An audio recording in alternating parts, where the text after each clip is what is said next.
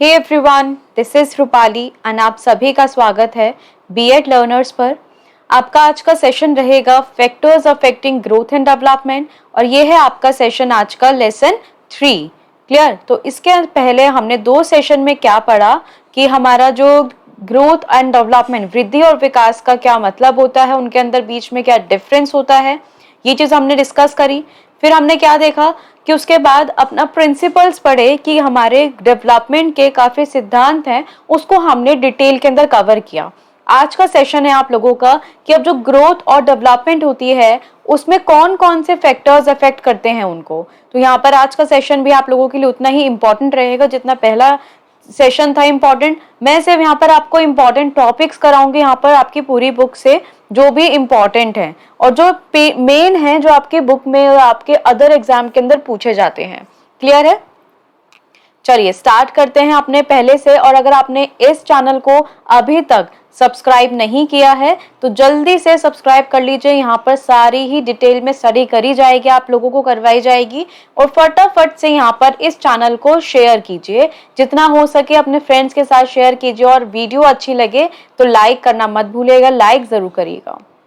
चलिए स्टार्ट करते हैं अपना।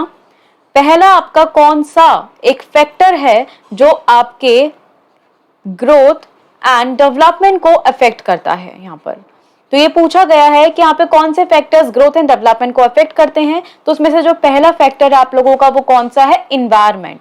कौन सा है? इन्वायरमेंट। अब इन्वायरमेंट कैसे अफेक्ट करता है तो देखिए, इन्वायरमेंट आपके 2 टाइप का होता है। एक आपका इंटरनल हो गया इन्वायरमेंट कि जो अंदर होता है, और एक आपका बाहर का हो गया, हम उसे क्या बोलते हैं? External environment. क्लियर? तो यहाँ पर आंतरिक रूप से जो आप लोगों का इन्वायरमेंट होता है वो आपको कहाँ पर मिलता है बच्चे को? तो देखिए, आप तो कहोगे कि इन्वायरमेंट सारा बाहर ही होता है, बाहर हमें मिलता है, बाहरी रूप होता है। तो यहाँ पे इंटरनल कैसे आ गया? देखिए, इंटरनल फैक्टर्स, इंटरनल इन्वायरमेंट कौन सा होता है? जब बेबी, यहाँ पर जब बेबी माँ के या मदर के अपने वूम्ब में होता है, उसके गर्भ में होता है, तो वो जो इन्वायरमेंट होता है वो कौन सा कहलाता है? इंटरनल इन्वायरमेंट कहलाता है कि उस बच्चे को अंदर कैसा इन्वायरमेंट मिल रहा है, तो उसकी ग्रोथ उसके ऊपर बहुत ज्यादा डिपेंड करती है। अब देखिए यहाँ पर कौन कौन से फैक्टर्स होंगे जो उसकी ग्रोथ को डिपेंड करेंगे कि यहाँ पर जो मदर है वो यहाँ पर खाना कैसे खा रही है, मदर की कोई टेंशन है वो इफेक्ट करेगी उसकी यहाँ पर, कि इंटरनली उसको बेबी को कैसा इन्वायरमेंट मिल रहा है उसकी वूम्ब के अंदर। तो मदर की मेंटल हेल्थ जो होती है वो भी इफेक्ट करेगी। वैसे ही बेबी की जो माइंड होगा वैसे डेवलप होगा, उसी को सारी चीजें वहां पर मिल रही होंगी यहाँ पर कि उस प्रेगनेंसी पीरियड के दौरान कि माँ की कैसी मेंटल हेल्थ है और उसकी फिजिकल कंडीशन कैसी है, तो वो डायरेक्टली किस पर इफेक्ट डालेगी? बच्चे के इन्वायरमेंट पे, बच्चे के ऊपर असर डालेगी यहाँ पर। फिर आ जाएगा आपका quality and quantity of nourishment, की जो मदर है वो कैसी क्वालिटी का और कितनी क्वांटिटी में वो यहाँ पर न्यूट्रिशन ले रही है यहाँ पर। क्लियर? तो ये भी आपके बच्चे के ऊपर डिपेंड, उसके ऊपर इफेक्ट डालेगा यहाँ पर। अगर कोई यहाँ पे डैमेज हुआ है या फिर कोई भी एक्सीडेंट हुआ है जब बच्चा माँ के गर्भ में है, तो कोई भी एक्सीडेंट हुआ है यहाँ पर, तो उसके साथ भी तब भी बच्चे की या माँ को चोट लगी है तो वो डायरेक्टली आपके बच्चे पर भी असर आता है यहाँ पर, वो भी इंटरनल में इफेक्ट करता है। नेक्स्ट हो गया आपका यहाँ पर कोई हार्मफुल रेडिएशंस हुई हैं, आई हैं एम्ब्रियो के अंदर, तो हार्मफुल रेडिएशन से भी उसके इन्वायरमेंट में अंदर वो भी यहाँ पर इफेक्ट करता है बच्चे की ग्रोथ पर। और क्या हो गया, आपकी जो डिलीवरी हुई है मदर की एक बच्चे की, तो यहाँ पर नॉर्मल हुई है या फिर एबनॉर्मल हुई है, तो वो भी डिपेंड करेगा उसके इन्वायरमेंट पर, उसकी डिलीवरी पर, बच्चे की ग्रोथ पे बहुत असर डालता है। तो ये सारे इंपॉर्टेंट फैक्टर्स थे इंटरनल इन्वायरमेंट में कि जो बच्चा होता है माँ के गर्भ में होता है, तो वहां पे उस समय माँ अपने बच्चे को कैसा इन्वायरमेंट दे रही है, न्यूट्रिशन कैसा दे रही है, माँ की यहाँ पे मेंटल हेल्थ कैसी है, डिलीवरी कैसे हुई है, यहाँ पे कोई भी एक्सीडेंट या इंसिडेंट हुआ है वो उसको इनडायरेक्ट वे में भी अफेक्ट करेगा। अब यहाँ पे देखेंगे एक्सटर्नल इन्वायरमेंट क्या होता है। एक्सटर्नल इन्वायरमेंट क्या होता है? जो बाहर आपको मिल रहा है, जब बेबी बाहर आ जाता है तो सभी के लिए एक्सटर्नल इन्वायरमेंट बन जाता है। तो यहाँ पर एक्सटर्नल इन्वायरमेंट के अंदर अब उसको यहाँ पर कैसी कैसी चीजें मिल रही हैं कि जैसे कि आपको यहाँ पे जो हाउस है, आपका हाउस का इन्वायरमेंट है वो नीट एंड क्लीन है या नहीं है, यहाँ पर जो आपके घर के आपके आसपास की जो चीजें हैं वो पूरी यहाँ पे अफेक्ट करती हैं आपके इन्वायरमेंट पे कि आपको कैसा, यहाँ पर आपको न्यूट्रिशन बाहर कैसा मिल रहा है, यहाँ पर आपकी सोसाइटी, आप कहाँ पर डेवलप हो रहे हो, आपका जो सोशल कल्चर है वो कैसा है यहाँ पर। तो वो सब चीजें डिपेंड करेंगे कि ये देखिए यहाँ पर अगर एक बच्चा है वो स्लम के अंदर है, स्लम एरियाज के अंदर है यहाँ पर, तो उसका इन्वायरमेंट कैसा होगा कि आसपास हर जगह गंदगी होगी, यहाँ पर नीटनेस नहीं होगी, क्लीनिनेस नहीं होगी, जो उसको एसेंशियल्स मिलने चाहिए वो उसको पूरी तरीके से नहीं मिल पा रहे होंगे यहाँ पर। तो स्लम एरिया में ये आपके बाहरी इन्वायरमेंट हो गया। अगर दूसरी जगह देखिए एक बच्चा टाउन के अंदर रहता है तो उसको यहाँ पर पूरा अच्छे से एनवायरनमेंट मिल रहा है, यहाँ पर हर एक चीज मिल रही है, नीट एंड क्लीन है, तो उसकी जो ग्रोथ होगी वो और भी अच्छे से होगी। तो ये डिपेंड करता है कि आपको एनवायरनमेंट कैसा मिला, तो वो आपका हो गया ग्रोथ के अंदर और डेवलपमेंट के अंदर मेजर रोल प्ले करता है आपका यहाँ पर एनवायरनमेंट। क्लियर हुआ आपको ये पॉइंट। नेक्स्ट है आपका हेरिडिटी। हेरिडिटी क्या होता है यहाँ पर, हेरिडिटी आपको क्या बताता है, अनुवांशिकता। अब हेरिडिटी जो जीन्स होते हैं, देखिए ये इसके अंदर हमें क्या मिलते हैं, जब बेबी माँ के गर्भ में होता है तो ये जो हेरिडिटी होता है वो कैसे प्ले करता है रोल अपना।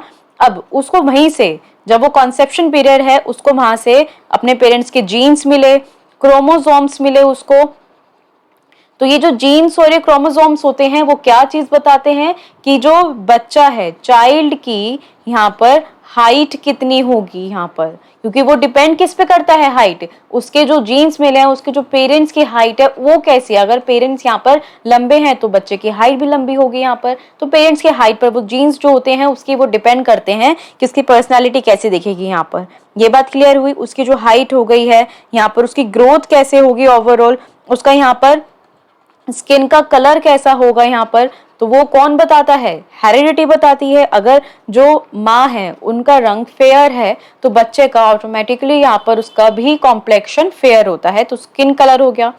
आईज का कलर हो गया आपकी, तो वो भी किससे डिपेंड करता है, आपके जीन्स से। आपको जो भी जीन्स मिल रहे हैं, क्रोमोसोम्स मिल रहे हैं, आपके हेयर कैसे होंगे बच्चे के यहाँ पर, उसका वेट हो गया, यहाँ पर कलर हो गया आईज का, स्किन का कलर हो गया आपका। तो ये सारे जो फिजिकल स्ट्रक्चर्स हैं ये भी आपके डिपेंड करते हैं किसके ऊपर जाता है वो यहाँ पर, वो किसके ऊपर दिखने में कैसा है, मदर के ऊपर है या फिर वो फादर के ऊपर है। तो ये सब चीजें कौन बताता है, आपका हेरिडिटी बताता है। तो यहाँ से आपको क्या पता चल गई कि उसकी जीन्स इंपॉर्टेंट हैं, क्रोमोसोम्स इंपॉर्टेंट हैं, जो आपको कहाँ से मिलते हैं, अल्टीमेटली हेरिडिटी, अनुवांशिकता से मिलते हैं। क्लियर हुआ ये पॉइंट। तो देखिए ये सारी चीजें अल्टीमेटली यहाँ पर, ये जो सारी चीजें मैंने आपको बताई कि उसका हेयर का कलर, उसका स्किन का कलर, तो ये जनरली किसके ऊपर डिपेंड करेगा, उसकी ग्रोथ पर एंड डेवलपमेंट पर। तो आपको ये पता चल गया कि आपका हेरिडिटी के साथ साथ इन्वायरमेंट भी, या फिर इन्वायरमेंट के साथ साथ हेरिडिटी भी उतना ही शामिल होता है एक बच्चे की ग्रोथ के अंदर और उसकी डेवलपमेंट के अंदर। क्लियर। नेक्स्ट पॉइंट, नेक्स्ट देखेंगे अपना हम third point, love and affection. Love and affection क्या होता है यहाँ पर, प्यार और स्नेह।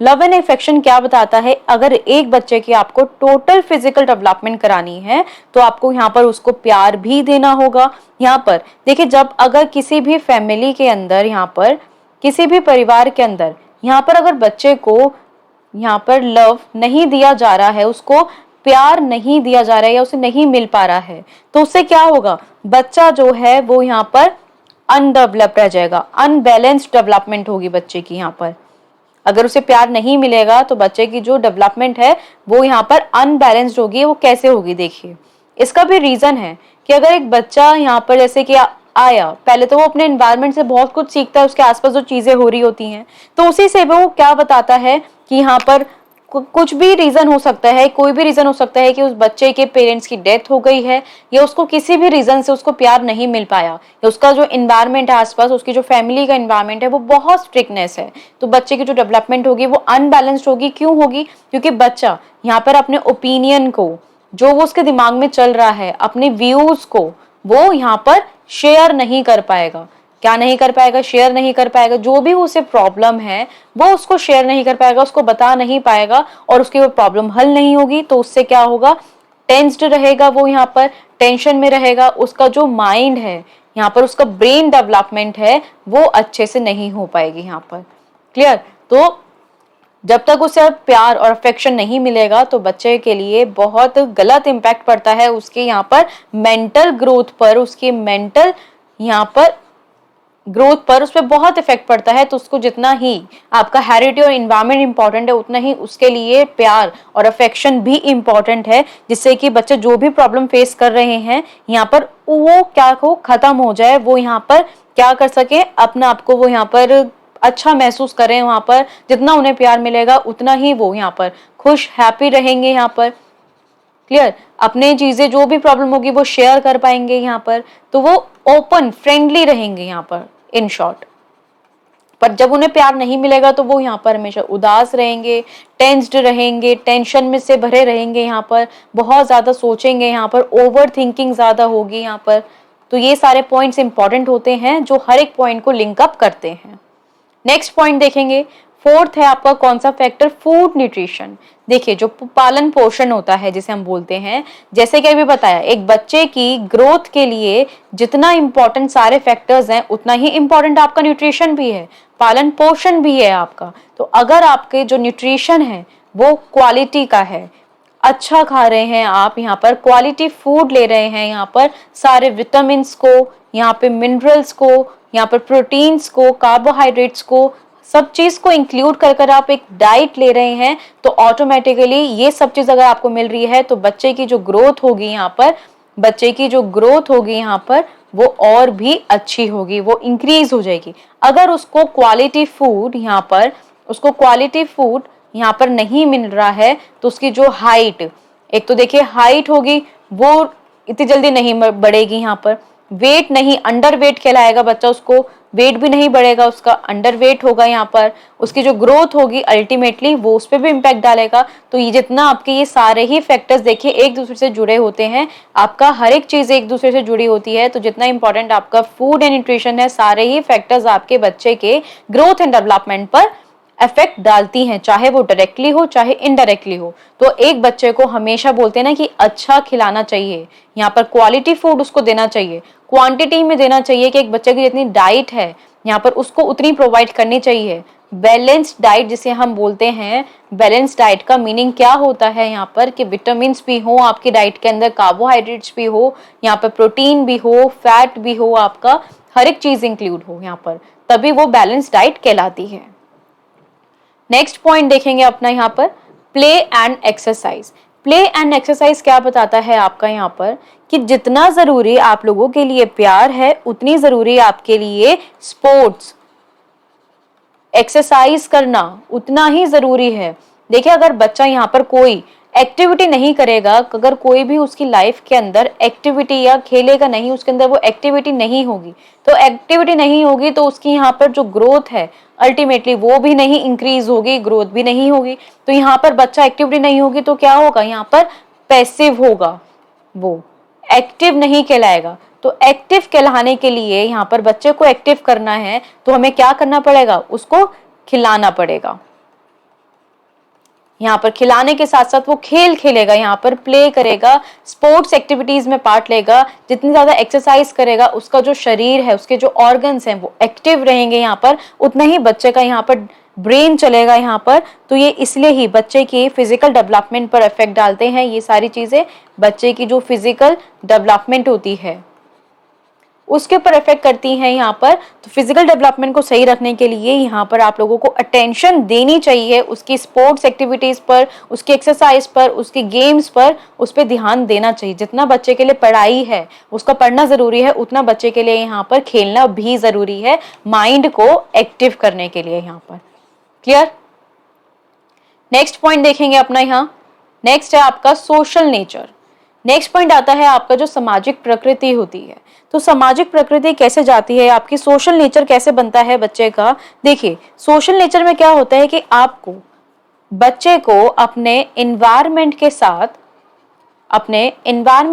क्या करना होता है, एडजस्ट करना होता है, एडजस्टमेंट बिठानी होती है, यहाँ पे समायोजन करना होता है। और वो एडजस्टमेंट कब आएगी बच्चे की, कि जब बच्चे का यहाँ पर वो दूसरों से घुल मिलेगा, यहाँ पर उससे बातचीत करेगा, यहाँ पर इंटरेक्शन करेगा, बातचीत करेगा यहाँ पर, तो बच्चा क्या है, अपने और लोगों के साथ मिलेगा, यहाँ पे पीयर ग्रुप के साथ अपने फ्रेंड्स बनाएगा, यहाँ पर अपने जो भी है बहुत सारे रिलेशंस आएगा, तो वो बहुत ही फ्रीली माइंड होगा यहाँ पर, क्योंकि उसके माइंड में कुछ थॉट्स नहीं रहे, जो आएगा वो शेयर कर सकता है, फ्रेंडली नेचर का बच्चा बनेगा यहाँ पर। तो इन्वायरमेंट में घुलना मिलना वो सोशल नेचर पे आता है, जितना वो इन्वायरमेंट से इंटरेक्ट करेगा उतने ही बच्चे की जो ग्रोथ है और डेवलपमेंट है वो और भी अच्छे से होगी, और भी तेजी से होगी। तो यहाँ पर उसको एडजस्टमेंट कराना इन्वायरमेंट के साथ वो उतना ही इक्वली इम्पॉर्टेंट है यहाँ पर। क्लियर हुआ? तो यहाँ पे जब आपने सुना होगा जो वाइगोस्की हैं उनका क्या कहना है कि जब बच्चा अपने सामाजिक से, अपने समाज से जुड़ता है तो वो क्या करता है, उसका इंटरेक्शन लेवल बढ़ता है, कम्युनिकेट करता है, वहां पर बहुत सारे, यहाँ पर कम्युनिकेशन के साथ साथ वो यहाँ पर एथिक वैल्यूज सीखता है, यहाँ पर एथिक्स को सीखता है, मॉरल वैल्यूज सीखता है यहाँ पर बच्चा, कि कैसे आपको एक रोल प्ले करना है सोसाइटी के अंदर, वो सारी चीजें वो सीखता है। तो वो क्या हो गया, आपका सोशल नेचर हो गया कि बच्चे का वो भी एक ग्रोथ और डेवलपमेंट के ऊपर अफेक्ट करता है, चाहे वो इनडायरेक्टली हो चाहे वो डायरेक्टली हो। क्लियर हुआ ये पॉइंट्स? नेक्स्ट पॉइंट देखेंगे हम अपना यहाँ पर इंटेलिजेंस। देखिए इंटेलिजेंस क्या बताता है आप लोगों का, वो कैसे इफेक्ट करेगा इंटेलिजेंस आपका। ये एक तो एक इंटरनल फैक्टर है आपकी। ये इंटेलिजेंस क्या बताता है कि बच्चे के अंदर कितनी क्षमता है, कितनी उसके अंदर एबिलिटी है, यहाँ पर एबिलिटी टू लर्न, सीखने की कितनी क्षमता है उस बच्चे के अंदर, यहाँ पर वो एडजस्ट कितना कर सकता है इन्वायरमेंट के साथ, अपने पीयर ग्रुप के साथ, और वो सही टाइम पर, राइट टाइम पर राइट डिसीजन ले पा रहा है या नहीं ले पा रहा है। तो वो क्या बताता है, उसकी इंटेलिजेंस को दिखाता है और बताता है कि सही टाइम पर सही डिसीजन लिया आप लोगों ने या नहीं लिया। तो देखिए ये आपका सबके ओवरऑल जो ग्रोथ और डेवलपमेंट होती है बच्चे की, उसके साथ वो को रिलेट करता है आपका इंटेलिजेंस। और वो कैसे बताता है, ये इंटेलिजेंस आपका यहाँ पर जो सोशल बिहेवियर है, आपका यहाँ पर सोशल बिहेवियर है, आपका जो मॉरल बिहेवियर है उसको भी, जो मॉरल जजमेंट होती है उसको भी इफेक्ट करता है, उसके साथ भी कोरिलेट करता है मॉरल जजमेंट के साथ साथ, और आपके जो इमोशंस हैं उसको भी वेकअप करता है, उसको भी जगाता है यहाँ पर इंटेलिजेंस आपका। देखिए यहाँ पर इंटेलिजेंस कैसे करेगा, आपकी अंडरस्टैंडिंग को बढ़ाएगा। आप दूसरा क्या कह रहा है या दूसरा क्या कहना चाह रहा है उसको आप अंडरस्टैंड करोगे। उतना ही इंपॉर्टेंट है आप लोगों के लिए उसको समझना कि दूसरा क्या कहना चाह रहा है और अपनी भाषा उसको समझाना। तो वो एक क्षमता होती है, यहाँ पर क्षमता को दिखाता है कि बच्चा के अंदर कितनी एबिलिटी है सीखने की और इन्वायरमेंट के साथ एडजस्ट करने की, कि वो सही टाइम पर सही डिसीजन ले पा रहा है या नहीं ले पा रहा है। और जो इंटेलिजेंस है वो क्या बताता है, को रिलेट करता है उसके साथ आपको, कि आप इन्वायरमेंट के साथ सोशल बिहेवियर आप सीखो, मॉरल डेवलपमेंट आपके अंदर आनी चाहिए, और इमोशंस को जगाता है आपके अंदर। क्लियर हुआ ये इंटेलिजेंस? नेक्स्ट पॉइंट है आप लोगों का यहाँ पर इमोशंस। देखिए इमोशंस क्या होते हैं, आपके जितने सारे फैक्टर्स इंपॉर्टेंट हैं उतना ये भी इंपॉर्टेंट है, और ये भी उतना ही रिस्पॉन्सिबल है आपके ग्रोथ और डेवलपमेंट के लिए। अगर आप लोगों के अंदर, एक बच्चे के अंदर नेगेटिव इमोशंस होंगे यहाँ पर, तो ये समझ लीजिए कि उस बच्चे की जो ग्रोथ है वो कैसे जा रही है, यहाँ पर ग्रोथ नेगेटिवली जा रही है, ग्रोथ अंडर हो रही है यहाँ पर, तो वो ज्यादा ग्रोथ नहीं हो रही है। नेगेटिव इमोशंस कैसे हो गए, डरना, फियर होना किसी चीज का भी, ज्यादा गुस्सा आना, यहाँ पर जेलसी होना यहाँ पर एक दूसरे के साथ। तो ये सारे क्या हैं, ये एडवर्सली इफेक्ट करते हैं, यहाँ पे इनका एडवर्स इफेक्ट होता है किसके ऊपर, ग्रोथ के ऊपर, बच्चे की ग्रोथ और डेवलपमेंट के ऊपर एक नेगेटिव इम्पैक्ट आता है इन सब इमोशंस का। क्लियर हुआ ये पॉइंट? और अगर दूसरी तरफ अगर ये इमोशंस कंट्रोल नहीं किए गए, अगर नहीं टाइम पर कंट्रोल किए गए, तो बच्चे का जो यहाँ पे सोशल फैक्टर होगा वो तो यहाँ पर नेगेटिव जाएगा ही जाएगा। बच्चा किसी के साथ घुलना मिलना पसंद नहीं करेगा, बातें करना नहीं पसंद करेगा यहाँ पर, और उसकी जो ग्रोथ जाएगी वो भी नेगेटिव वे में ही जाएगी, और उसकी जो भी फिजिकल और मेंटल हेल्थ को भी उतना ही इफेक्ट करेगी जितना उसके इंटेलेक्चुअल को करेगी, उसके दिमाग को जितना इफेक्ट करेगी। अगर वो सही टाइम पे कंट्रोल नहीं किया गया तो उसकी जो